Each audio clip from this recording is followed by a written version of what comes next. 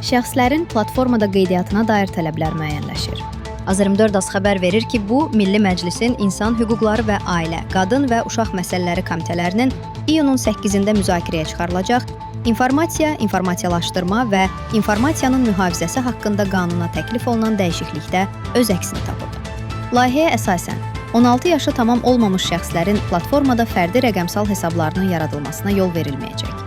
Platformaların siyahısı müvafiq icra hakimiyyəti orqanının müəyyən etdiyi orqan tərəfindən müəyyən olunacaq. Provayder platformada fərdi rəqəmsal hesabın yaradılması zamanı yaş məhdudiyyətinə nəzarəti təmin etmək üçün aşağıdakı texniki üsulların ardıcıl tətbiqini təmin etməlidir. Şəxsin yaşının bəyan edilməsi. Şəxsin bəyan edilən yaşının dəqiqləşdirilməsi, habelə 16-18 yaş arası uşağın, qanuni nümayəndəsinin fərdi rəqəmsal hesabın yaradılmasına razılığının alınması üçün bank kartı, elektron poçt ünvanı və mobil telefon nömrəsi üzrə məlumatların təqdim edilməsi.